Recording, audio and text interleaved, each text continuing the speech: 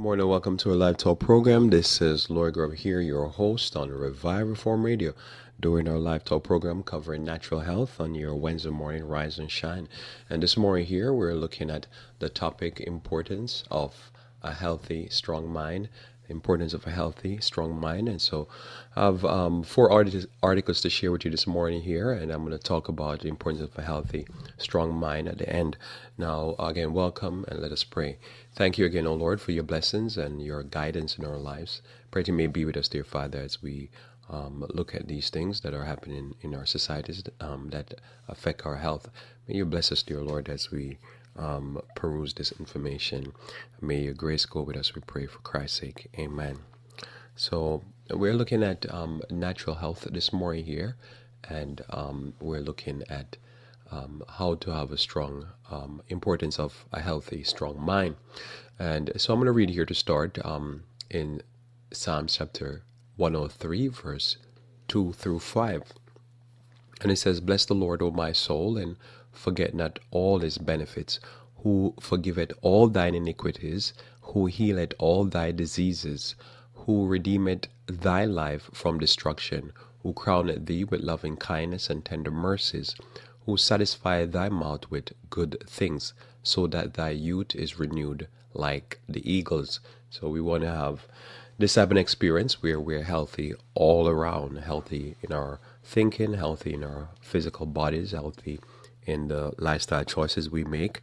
And when we do this, we experience a health that very few can. We take all the aspects and we practice them, and we see that we get great benefits. And so this morning here, I'm going to cover a few articles that deals with, I guess, all these different aspects of health. And then after I do that, then I'm going to, two first, and then after I do that, I'm going to go to the ones that have to do with just your mental health. But first up here this morning here, I have this article I'm going to share with you. And this is from, this is from NPR.org. NPR.org, and it's entitled "Gonorrhea Strain Toward Two Main Drugs, Raising Concern It's Becoming Untreatable." So you've heard I covered this here in the program over the years of trying to highlight this thing that more and more the drugs are mutating, the disease are mutating caused by the drugs that they interact with and the weakness of our human bodies. And so as the diseases mutate, they're rendering the drugs or the antibiotics useless. And so this will cause the disease to become more vicious in the body and in the society. So this is what's happening here. So here goes the article. A man in UK has contracted a strain of gonorrhea that is resistant to the two main drugs used to treat it, according to British health officials. This is the latest in a long history of gonorrhea developing resistance to antibiotics. In fact, the World Health Organization warned that doctors are running out of ways to treat it. It's the first report of gonorrhea case worldwide that is resistant to both ceftriaxone and azithromycin. The pair of drugs typically effective in treating the disease, according to the Public Health England, a UK government agency. The strain showed high-level resistance to azithromycin and resistant to ceftriaxone. The patient in UK was diagnosed in early 2008, and health officials believe he contracted the disease through female sexual contact in Southeast Asia, a month prior to symptoms onset. The man also had one regular female partner in UK, and she has not contracted the resistant gonorrhea, according to the preliminary test results. After being treated, a throat swab testing the gonorrhea still came back positive. The patient is currently being treated through an IV with a different drug, ertapenem, which is related to ceftriaxone, sexual tract zone. He shows signs of responding to the drug, though doctors are still waiting to say whether it is definitively effective. We are following up this case to ensure that the effects was effectively treated. The infection was effectively treated with other options, and the risk of any onward transmission is minimized. The gonorrhea, and this is from Gwenda Hughes from the Public Health England, tell BBC News. Gonorrhea has grown resistant to multiple kinds of drugs as scientists struggle to come up with other effective, clear options that are well studied. And as NPR has reported, experience has shown that once a resistant strain of gonorrhea appears, it steadily displaces those that can be killed by antibiotics. In the 1970s and 80s, the bacterium that caused gonorrhea developed resistance to penicillin and tetracycline. More recently, it also thwarted fluoroquinolone, a class of drugs that include Cipro. Then, according to the Center of Disease Control and Prevention, just one family of drug, cephalosporins, still work in to treat it on its own. Ceftriaxone used in the UK patient is an injectable type of the cephalosporin, but then strains that showed resistance to that family of drug emerged. In 2010, the CDC started recommending that cephalosporin be used in a dual treatment accompanied by either doxycycline or azithromycin. A little now stands between use and untreatable gonorrhea, and the CDC has warned, identify it as an urgent public health threat. That was before the latest news. The CDC says that 30% of new gonorrhea infection each year are resistant to at least one drug, but this appeared to be the first case where it's resistant to both of them. So I'll pause there a little bit. So notice here the number that they're having here is at 30%. So 3 in every 10 person turns up has a type of gonorrhea that is resistant to at least one drugs. Now we have for the first time, and this is why I think this is always important to note, that here we have for the first time we have one patient turn up with a resistant to everything. And so they'll be hitting it with all kind of stuff to see if they can eradicate it by probably using multiple drugs, which kind of makes sense because then you try to confuse the bacteria. So it's hard for it to fight off all those drugs. So this is what's happening here, and I'm not finished the article here, but I just wanted to note that it's a significant step because all these years I've been covering it. Every now and then there's a new bacterium or virus or something that just does not respond to any drugs, and this is a first step here in a bad direction. Continue with the article here. It says the bacterium is able to mutate quickly to defend itself, as Jonathan Zendelman, who studied infectious disease at Johns Hopkins, told NPR Rob Stein about another recent mutation. If this was a person, this person would be incredibly creative, Zillman said. But he said the bug has an incredible ability to adapt and just develop new mechanism of resisting the impact of these drugs. For women, gonorrhea increased the risk of life-threatening ectopic pregnancy, the CDC says, and for both men and women, it can lead to infertility and increase the chances of getting HIV. There are some 78 million gonorrhea infections annually, according to the World Health Organization. So 78 million people every year get newly infected with gonorrhea. So this is what's happening here, and so this is a bad sign that's going on. This is something, as I say, I've been looking at, and I find it fascinating that every year there's an increase in the resistance to drugs that gonorrhea poses, and so it's important to follow the biblical model and to have one sexual partner, which is your spouse, and that's the best model. And then there's some secondary models where you protect yourself, but it's best to do the best thing that Lord has have us to do. But still, if one is gonna get into sexual activity, one should try their best to protect themselves as much as possible. But the Bible's method is the best method, which is what God would say: one husband, one wife.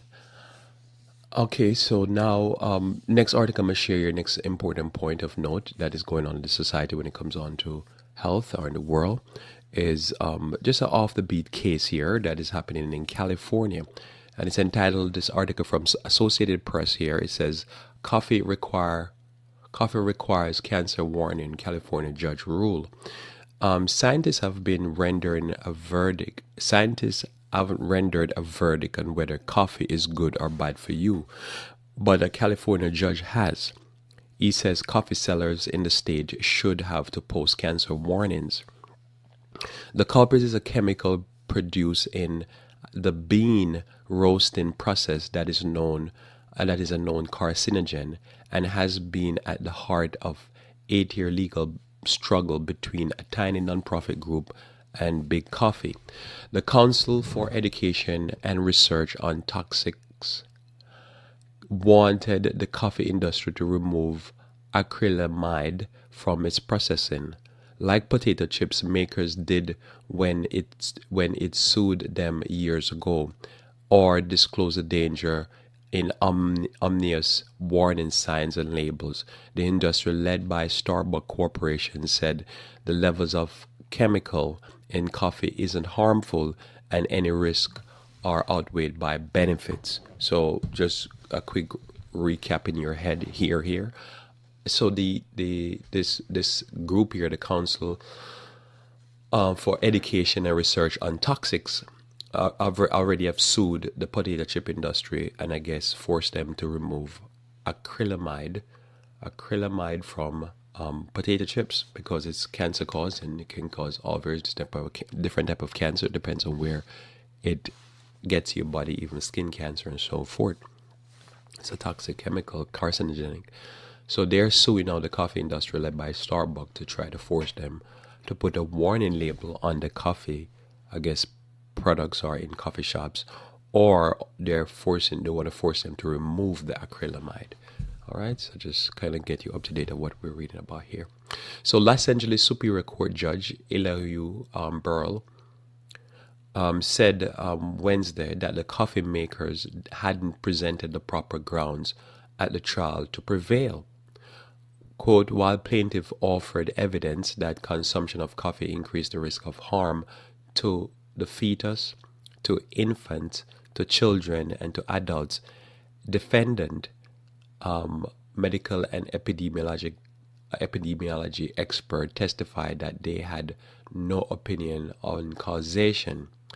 Burl wrote in his proposed ruling, quote, defendant failed to satisfy their burden of proving that consumption of coffee confers a benefit to human health. So according to the judge, he concluded they have not proved their case well, but that is the coffee industry, and so he's ruling against them.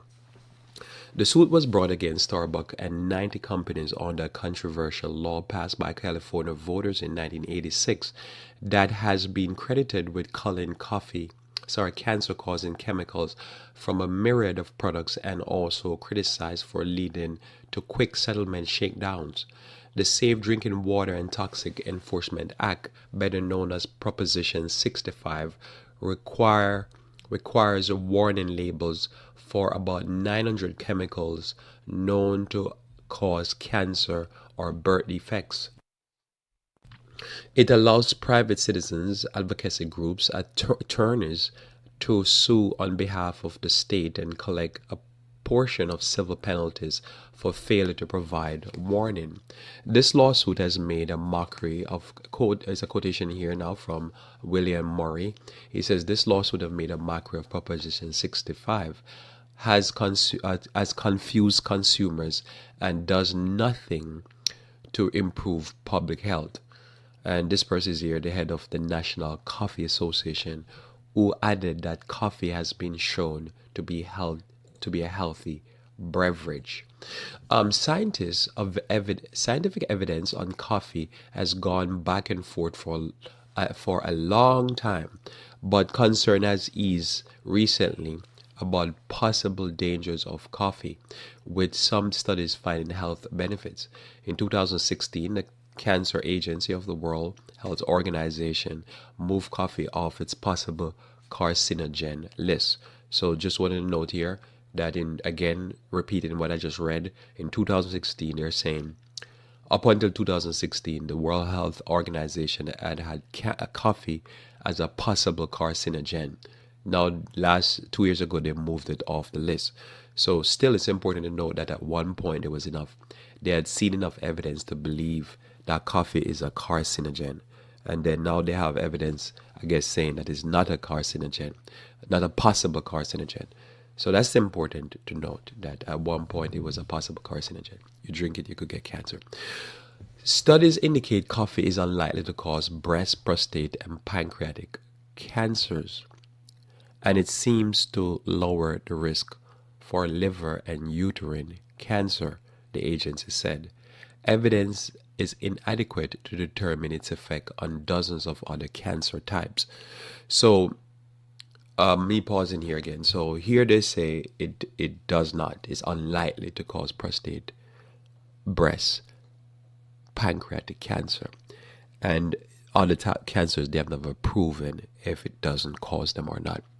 Now, for me over the years, and if you've listened to me over the years, you probably hear, I can almost, for the evidence I've read in the past, especially about pancreatic cancer, I always, if a person tell me they drink a certain amount of cancer, I always say, watch, in a few years they're going to die of pancreatic cancer.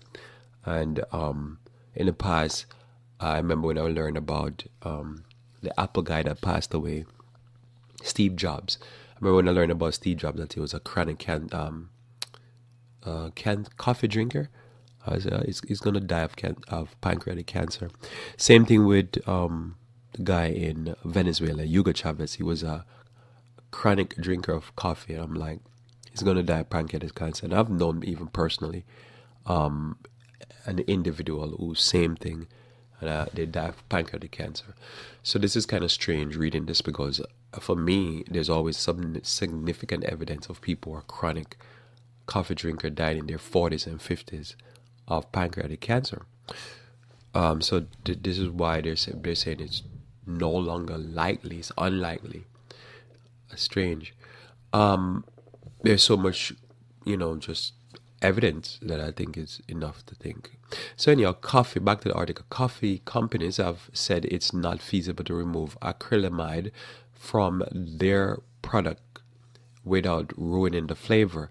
But attorney Raphael Metzger, who brought the lawsuit and drink a few cups of coffee a day, said the industry could remove the chemical without impairing taste.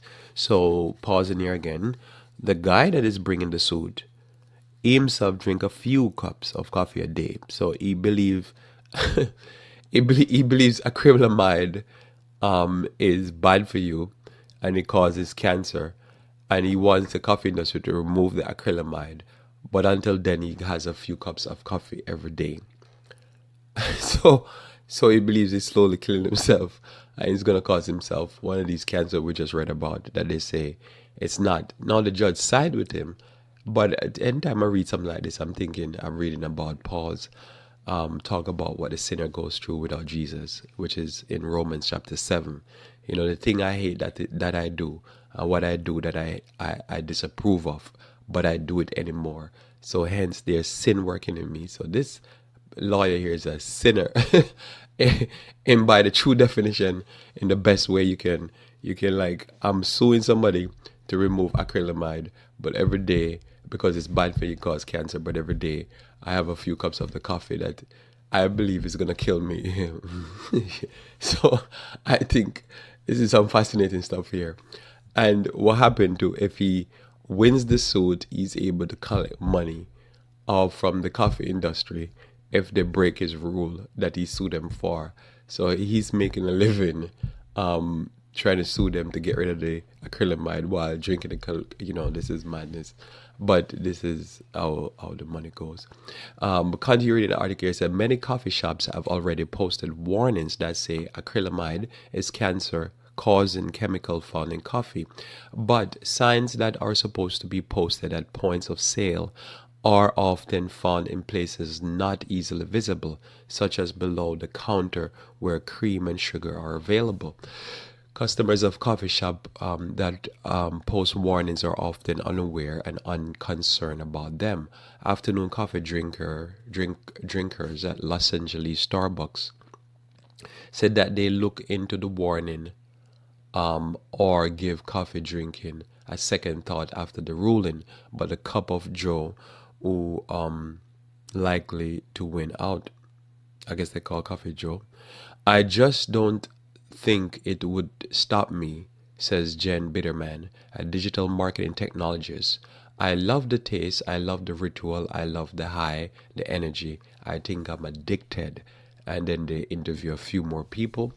If the rulings stand, I could come, so that I moved on with the article, I could come with a you could come with a stiff financial penalty and could rattle consumers beyond the state lines. The judge can set another phase of trial to consider potential civil penalties up to $2,500 per person exposed each day over 8 years. That could be astronomical sum in a state which with close to 40 million residents, though such a massive fine is unlikely. California's outsized market could make it a difference to tailor package with warning labels specifically to stores in the state. That means out-of-state coffee drinkers could also take their coffee with a cancer warning. Cream, sugar would still be optional. So this is what they're proposing here. So important thing here to note that there's an ongoing battle over the issue of, is coffee carcinogenic and does it cause cancer like pancreatic cancer, which is in my mind the main problem with coffee, other than it's being a stimulant and it dries you up and make you look aged and beaten up and destroy your nervous system and every other terrible thing that coffee does. But anyhow, so this is that poison there. Coffee is great though. Many people have used it effectively as a pest control in their gardens, to get rid of certain type of pests in your garden. So it has a very important use, but not as food. So this is what's happening here. So very important article there. So here now to my topic. My topic now for this morning, just giving a health update there and some stuff. My topic now for this morning is the importance of a healthy, strong mind. And how to maintain a healthy, strong mind is very important. It's a healthy, important part of our brain. And just in case you missed why I shared that coffee thing with you, because I'm just simply saying, I believe you should not drink it because it's a poison. It's great for pests. That's about it. So back now to the article. So this article I want to share with you is just a social piece that I think is important to highlight the importance of a strong, healthy brain. Now, here goes. It says, a man who blamed cold medicine after wife was murdered was obsessed with American Psycho, which is a movie. All right, so that's me adding the last part, which is a movie. And this is from USA Today. A North Carolina man who told a 911 dispatcher he might have killed his wife after taking too much cold medicine was obsessed with the movie American Psycho, according to search warrant. Matthew Phelps, 29, was charged with fatally stabbing his 29-year-old wife, Laura Ashley Nicole Phelps, in September. Phelps told a 911 operator that he woke early to find his wife stabbed and bloodied on their bedroom floor. Authorities used search warrants to obtain electronic, handwritten documents, books, and movies from the couple's North Raleigh home, I guess in North Carolina, yeah. The News and Observer report police learned that Phelps had a private Instagram account, Marty Radical, It was learned that Matthew Phelps was obsessed with the movie American Psycho, and this Instagram account showed numerous photographs of scenes from the movie and Phelps dressed as the main character. A detective wrote in documents filed with the Wake County Magistrate Office, the News and Observer report. According to the document, a friend told authorities that Phelps expressed interest in what it would be like to kill someone. In a 911 call on September 1st, Phelps told a dispatcher, "I have blood all over me and there is a bloody knife on my bed and I think I did it." Phelps told the dispatcher that he had taken too much cold medicine earlier in the evening. An autopsy later showed that Laura Ashley Nicole Phelps had 123 stab wounds and cuts on her body. Some of the wounds were more than 4 inches deep. The couple were having marital problem, and Lauren was planning to leave Matthew, friends told authority according to the News Observer. So that's that very sad, disturbing type of incident that seemed to be something out of a movie. And here they're saying that he was obsessed with this movie American Psycho. So when I saw this article here, I was like, this is fascinating because some people were saying that I guess he was the young man here, Matthew Phelps, was being trained, I think it was, to become a pastor or something like that. So that's another thing that made it a little bit more interesting. I don't know if that was true, but some people were saying that, and also the fact that he was fascinated with this movie. So I went on the YouTube and I said, let me watch a trailer of the movie. So I watched a trailer of the movie, and it is psycho for true. It's a crazy. Just watching the trailer let me know why would somebody even produce such madness. It just seemed like if you watch it, you probably go mentally ill. It seemed like psychotic. Like somebody having a camera recording somebody psychotic. So he was fascinated with it. So the question is it the movie that made him psychotic, or movies like that, or is it he was psychotic and so he was interested in anything that would feed that psychosis? I guess we'll never know unless he explain what the process, because most of the time when we're sinners, we don't really understand how does a mind become so diseased and so polluted and so sick that one would stab one's wife 123 times. Because one would think after about the first 10 stabs that one would be like, okay, why would one keep going? Because after a while, you're just stabbing and cutting a carcass. So this is the kind of a sad reality that's going on. So when we talk about here the importance of healthy, strong mind, it's important to know that most of what we're seeing being displayed in our society, I believe, is not so much art imitating life, but it is life imitating art. The more people put out entertainment from a deranged mind to entertain people, they push the envelope, and as they push the envelope, they create monsters of the consumers. I don't really believe it is life, art imitating life, but I think it is diseased imagination that is feeding people who probably are not fully diseased, but are gonna get very diseased. Somebody imagining some sick scene and write a book, and they imagine just the grossest, sickest scene. They play it on the movie. Somebody get obsessed with the movie because people get obsessed with the intricate details of movie that is fascinating. People will lock on to information in a movie that if you watch it, you never even seen it, and yet they're fascinated by it. They even want to know what type of camera shoot the movie, what type of lens, what type of lighting. That's not in the movie. That's just the thing behind the screen, and they're like, I want to know.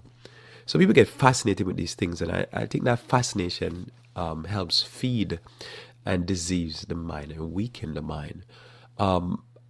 There is this thing where you say it took the cough syrup or the cough medicine. And somewhere as I was reading what type of cough medicine, somehow I didn't pull the article that state which one. I think I didn't.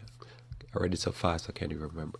So here you have it. He took the cough medicine. Now it's been shown that some drugs like Ritalin and various other drugs in that class of drugs can make a person so numb to pain that they can even stab themselves multiple times and not live. And there was a case I read about years back, and personally, don't quote me on this because it's been years since I've read this. But from my memory, I remember the case goes something like this, where there was a lady that was on one of the class of drugs similar to Ritalin, and there was a case where she had stabbed herself, I think, 10 times, and then dropped to the floor, died. And then they went ahead and prosecuted the husband for the murder, because they say he murdered himself. So what happened now in the case, how they figured out that it wasn't him that do it, is that the autopsy proved that the trajectory of the knife is not from a person stabbing from before in front of her, but it had to be somebody stabbing her from, they would have the person be standing behind her. It would not be somebody stabbing from a forward motion, because if you even use your hand right now, you push your hand forward, the knife will go straight, or if you take it over your shoulder, the knife is going to chop down. If you take it from below, it's going to go up. But if you person was holding a knife in the hand and wanted to stab themselves, the each stab wound would be specifically only for somebody that is, the person would have to literally be standing behind them. So then they postulate, and that says she stabbed herself. But anyhow, when they started looking into the drugs that she was on, they realized that the way those drugs originally were invented, they were invented, I think, for pigs or animals that they're going to kill. They will hit them with a drug and it'll make them numb to the experience they're going to go through, so they wouldn't panic and then release all those hormones. So it sedate them to a certain level and it make them numb to the pain, which was great if you're slaughtering pigs. They could squeal less. But with human beings, it make them respond the same way. It numbs them to that level, which is fascinating. So question is, did the drugs make him numb to a point where all the sadistic concepts he was looking at in the movies and played out, they have these thing where people cosplay. Was that what helped him? Like, did the two things came together and fuel this disease mentality and the disease imagination? Well, whatever it is important, as I note, where drugs is bad, and these sick movies, they're terrible, they're bad. And you combine both, and you can have really something that is as frightening as this, which is 123 times. That means his mind was gone. Whether or not he's faking it by saying he was on the medicine, or whether he did it from a rational sickness, at the end of the day, this tell you how diseased the mind was. And so it's important, if you want to have a healthy, strong mind, it's important that you feed on healthy, strong things. You don't feed your mind on these deranged producers and authors, whether it's be a book or it's be a movie. Don't feed your mind these things, because when you feed your mind disease things, your mind is going to become diseased. Just the same way that you would not feed yourself on diseased carcasses of animals, because your body will become diseased. It's the same way you do not feed yourself on disease entertainment, because your brain will become diseased. Your thought process and your imagination will become diseased. You'll be talking all kind of nonsense. Just think about what has happened in America here, how people are susceptible to conspiracy theory. You could come up with the weirdest of conspiracy theory or the weirdest of false doctrine, and people believe it. Why? Because their brains are diseased, and so they can't tell the difference between truth and error, because their mind is so polluted with all the filth and the rotten matter that they feed on. Well, it's the same thing when it comes on to physical. If you want to have a healthy physical body, the less acrylamide you consume. As a matter of fact, I forget to say, acrylamide was found not only in potato chips, but French fries, as they've deep fried that French fry and other starchy product. But they found that when you boil the food, you don't get acrylamide. So starches seem to be very susceptible to like deep frying and barbecuing and stuff like that. Any starch, even when you burn bread, it like in a toaster until the bread look black or stuff, it produces that burnt matter is now has acrylamide in it, and it produces something that could cause cancer. So think about it. If you get up every day and eat all this roasted, pardon me here, so these roasted beans, these burnt bread, these deep fried chips, all that stuff, and you eat all this stuff that's just singed and burnt and whatever, you're just taking in carcinogen. You don't have to break it down to figure that out. That if you're looking at the bread and it's black, you can pause for a second, look at it and say, I'm taking roasted bread into my body. What good can come of that? The same way you don't smoke, because when you smoke, you're inhaling the waste product of the burnt leaf. It's the same way you wouldn't take anything burnt or anything fried to the how much 100 degrees that is fried crisp and singed in oil. Because if anything, if you ever get oily yourself, it's just the skin is dead. It's just burnt, damaged, destroyed. So anyhow, so when you think about that, you partake of that and you take all that burnt decay matter into your body. The most cancer-causing meats and the meats that will cause you quicker to have like Parkinson's disease and Alzheimer's are actually barbecued meat. Again, you look at a barbecue piece of dead flesh and it look black. Tastes great, but look black and burnt. And they've found Parkinson causing chemicals in that barbecue, that jerk meat, whether it be jerk chicken or jerk pork or jerk whatever. But it's logical. It's burnt black. So it's the same thing. Somebody turn on their TV, go to a channel or download a movie or bring home a movie, buy something, and they sit there watching some of the sickest, filthiest thing, and then say, oh, that was entertaining. And you say, what was entertaining about it? I never see you crack a smile. Or if you crack the smile, you smile into the most filthy, crazy conversations. Somebody just cursing and talking foul. And then they say, no, I'm fine. That didn't affect me. That made me a better person. That made me a better. How can that be? You're feeding on decayed, disease, burnt sickness. And the end result is, even if you're in Bible college studying to be a pastor, you study the Bible every day. And after you go home, you watch every horror movie. You watch every murder, mystery drama. And you just feed on people's disease imagination, because all of that is imagination. It's not reality. Sooner or later, you're going to become like a movie.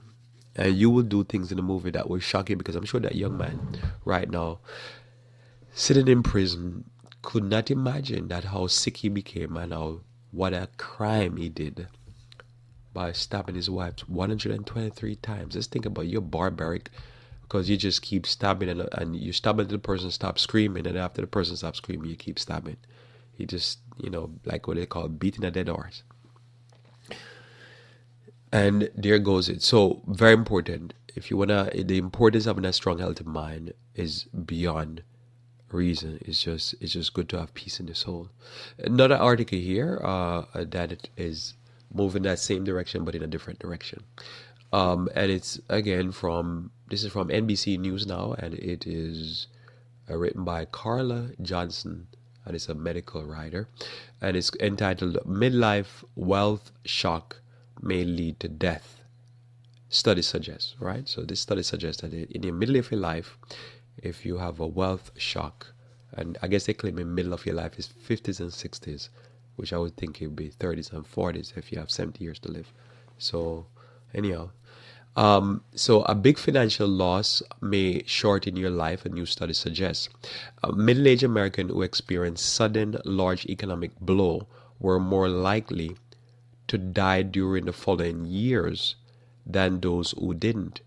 The heightened danger of death after a devastating loss, which researchers call a wealth shock, cross socioeconomic lines, affecting people no matter how much money they had to start. The analysis of nearly 9,000 people's experience underscore well-known connection between money and well-being, with prior studies linking lower income and rising income inequality with more chronic disease, shorter life expectancy. So very important there. Also here, this is really This is really a story about everybody, and lead research Linda Poole of Northwestern University Medical School stress delay in health care, substance abuse, suicide may contribute. And this is important, she's saying here, for policymaker to pay attention to. Overall, well shock was tied to with 50% greater risk of dying, although the study couldn't prove a cause and effect connection. The study was published Tuesday in the Journal of American Medical Association.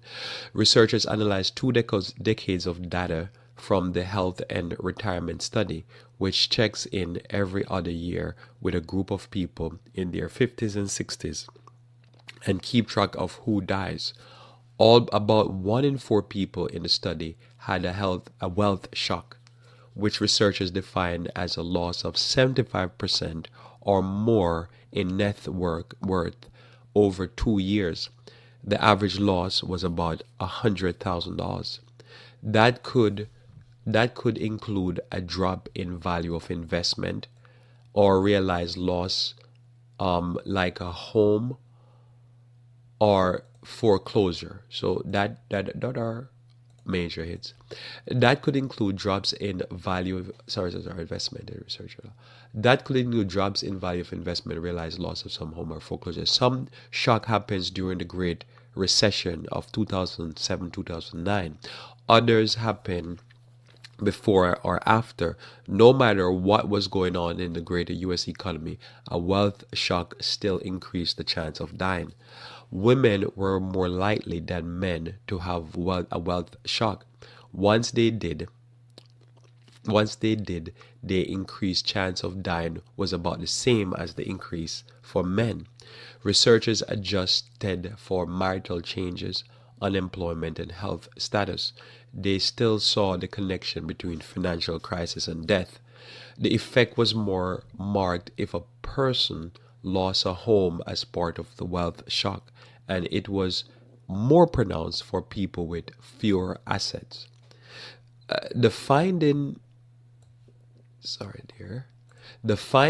suggest a wealth shock is as dangerous as a new diagnosis of heart disease, wrote Dr. Alan Garber of the Harvard University in the accompanying editorial, noting that doctors need to recognize how money hardship may affect their patients.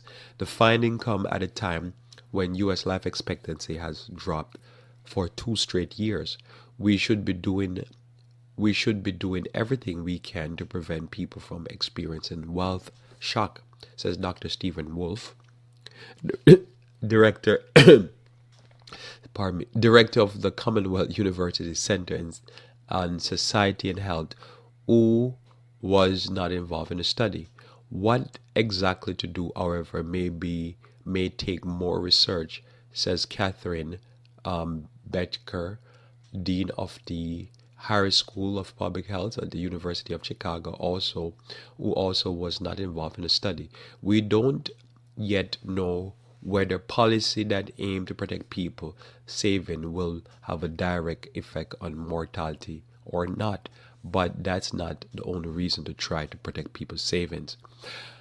So here we have an interesting development that again has to do with that things that happen where I'd say affect the mind and cause the mind that you can go and that can impact the health very much. And this is why I believe in having exercise and a strong mind, strengthening your mind, also having strong faith, and also look at some of these things that will happen, that many people, the direction they're going long term will result in, I believe, a wealth shock. Because notice here, I wanted to pull back here a little bit. Notice here, they made an adjustment right there in the article here. They say they made an adjustment here for marital change.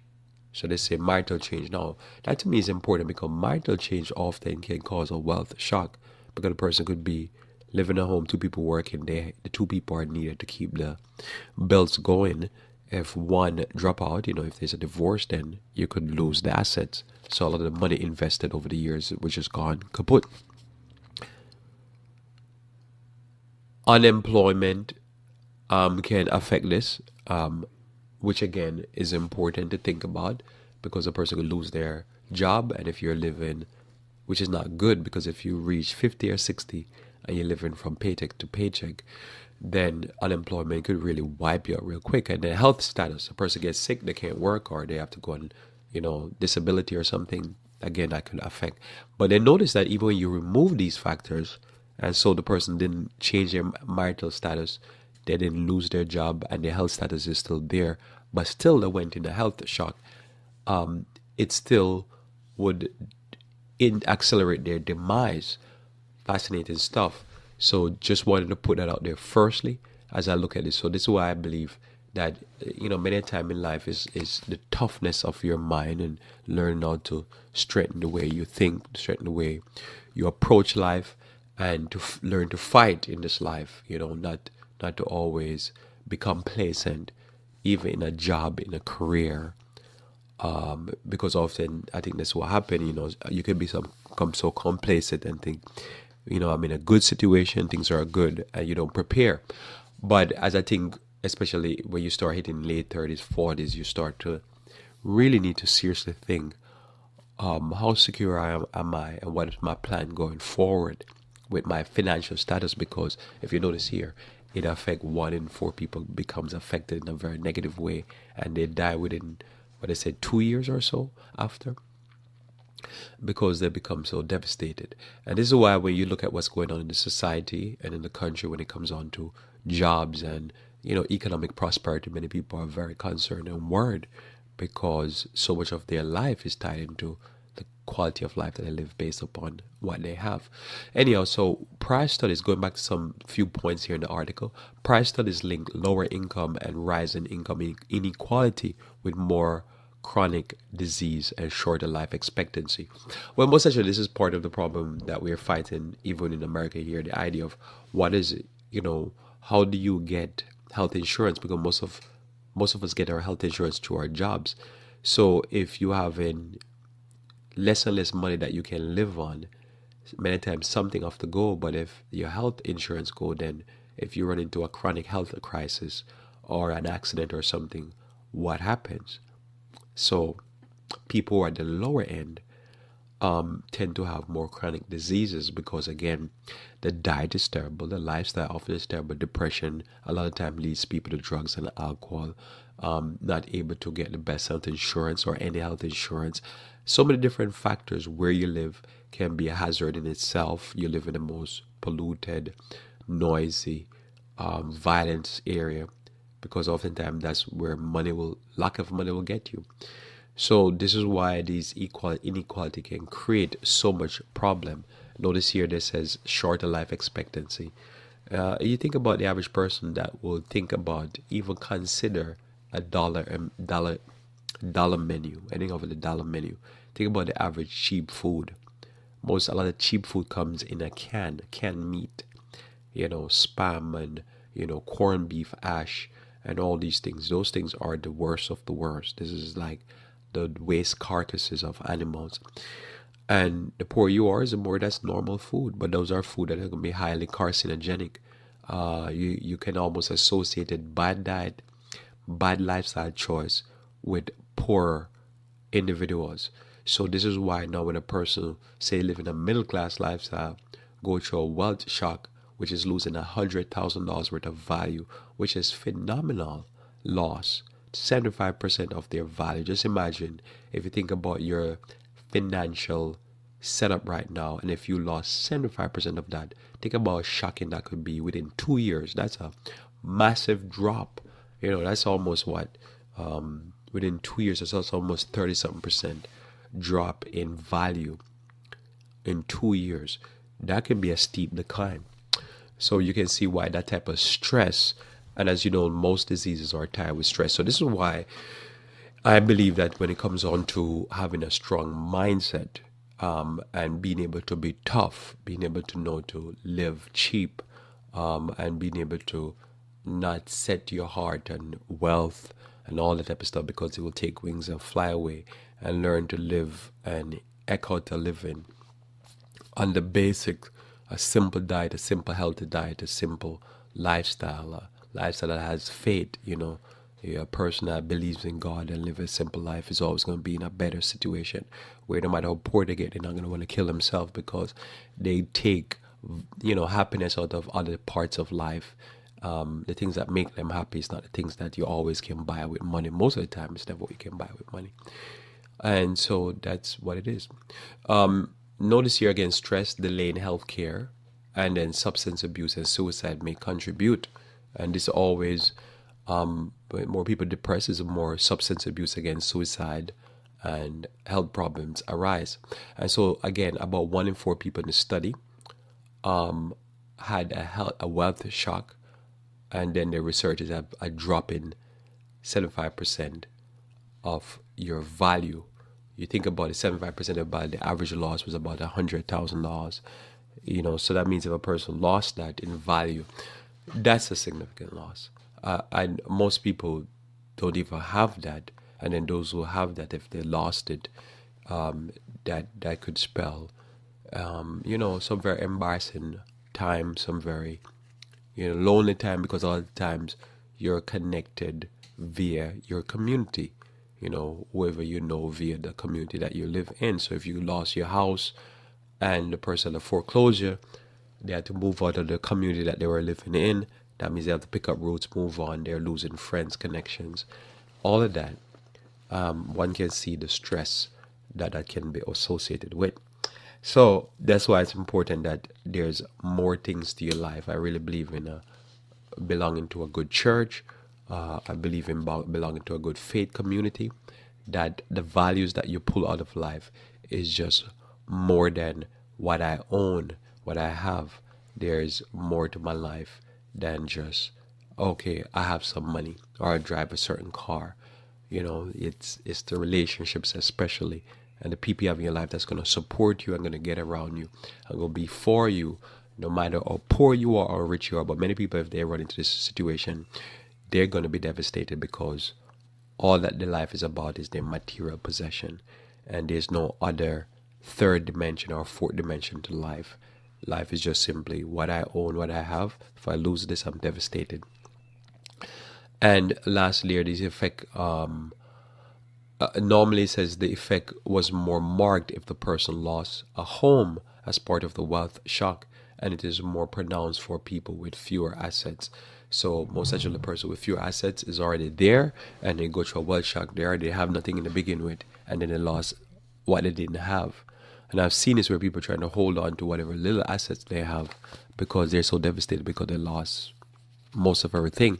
Also, with this wealth shock here, as I say, if a person lost a home, as I say many a time, that's the most investment that we have in this world, our house. Remember yesterday I was talking about how the push has been in the past, and I'm not sure, I believe that they probably come up again, where they wanted to put Social Security on the stock market. So just imagine in 2007 to 2009, Great Recession, if the Social Security had gone on the stock market, many of the individuals who had gone in their 50s and 60s through a wealth shock. Imagine if they went through that wealth shock, and before that, the president had put the Social Security in the stock market, and the stock market crashed and wiped out all that money. So now they wouldn't even have a fallback plan, because at least many people who in their 50s and 60s went through a wealth shock. Now, how many years later? So we're talking about almost now a decade later, past 2007, now we're at 2018. Just imagine now if that had happened a decade later, some of these people now were in their 50s, now would be in their 60s and 70s, those who were in their 60s. They now would be at retirement age or facing retirement, their assets wiped out. Yeah, they might be now recovering, but then they can't even look forward to Social Security.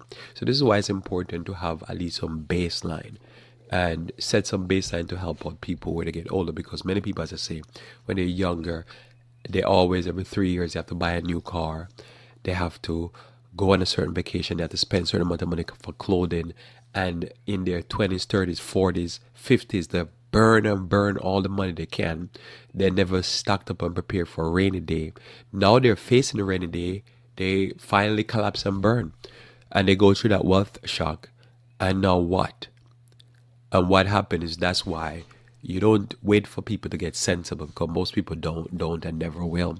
You just say, look, we'll set up a safety net, because most people will never, people will always borrow from their 401k. They'll burn all their income. They'll run and spend their money until by the time, as I said, they get 50, they lose a little job, something happened in the economy, and they just wiped out because they live high on the hog. So keep that in mind. So it's important to have, as I say, a strong mind to know that if something happened that is not planned, that you can weather that, and you're not devastated because you didn't because things happen out of our control. You could do everything right, and things happen because, as I say, you could invest in a business and something bad happen, a disaster or whatever, and it gets wiped out and your money go floating down the river, and insurance will replace a percentage of it, and you're out of money because the whole area is an economic waste zone. So something can happen outside of your control. So that's why I believe in having faith, and I believe in don't watch disease movies, don't do things to make your mind wasted and diseased. Eat healthy, because if you go through a tragedy in life, you'll be so able to survive. You won't go down and go under. Quickly reading here from Exodus chapter 15 verse 27 as a word of encouragement before you leave. Exodus 15 verse 27 says, "And said, If thou wilt diligently hearken to the voice of the Lord thy God, and will do that which is right in his sight, and will give ear to his commandments, to keep all his statutes, I will put none of these diseases upon thee, which I have brought upon the Egyptians, for I am the Lord that healeth thee." I remember they did an autopsy of a mummy, and they found that the mummy had coronary artery problems. And so you realize that a lot of the modern diseases that we're dealing with, a lot of the STDs and a lot of the various different lifestyle diseases, are simply diseases that the Egyptians had. And so we want to be able to maintain a healthy lifestyle and to be able to stay away from those diseases. One of the things that I want to read here, I want to read some natural remedies to highlight and end these programs on Wednesdays. And just quick reading here from the herb Ginkgo biloba. And this is taken, I think most of this is taken from James A. Duke book, Healing Foods, page 269. It says here, Ginkgo biloba has dipterpenes, are well known for their role in promoting healthy circulation to the brain and to the extremities. In addition, the herbs serve as a potent antioxidant. Ginkgo's effectiveness is attributed to flavonoid glycosides, which help explain the herb's broad range of beneficial properties on the body. Ginkgo is used in various herbal traditions to treat Alzheimer's disease, memory loss, Parkinson's disease, anxiety, depression, attention deficit disorder, cancer, cataract, floaters, glaucoma, macular degeneration, diabetes retinopathy, impotence, diminished sexual drive, intermittent claudication, heart attack, stroke, tinnitus, and multiple sclerosis. Quote, the herb ginkgo may have anti-inflammatory and antioxidant abilities that make it useful in treating Alzheimer's disease. It may also help neurotransmitters in the brain works properly. So this is one of those herbs that I take on a daily basis in various different formulas, but primarily my two ways of taking it. I take it in a circulation formula and a mental clarity formula for my brain and for my circulation. Everything else I can do, I'll take it for it. So ginkgo biloba is a herb that will heal you. And so Lord here is the one that healeth all thy diseases, and he has given us some good herbal remedies to heal us. So, take your ginkgo biloba. Let us pray. Our Father who art in heaven, I pray that you may continue to bless us and guide us. I pray that you may continue to be our guide in all things, and that you may teach us your ways. Teach us, dear Lord, to use natural remedies, to use moral principles, to use social principles to live on the straight and narrow, that we might be healthy in our mind, body, in our thoughts, in our actions, and the things that we do from day to day, that we might eat a certain way, live a certain way to be healthy. Bless us, dear Lord, in all these things, that we might be faithful to thee and receive the blessings that you would have us to receive. This is my prayer. In Jesus' name, amen. Thanks for being with me here on Revive Form Radio. Looking forward to talking to you tomorrow morning, where we should talk about current events. Until then, I pray that you may walk with the King.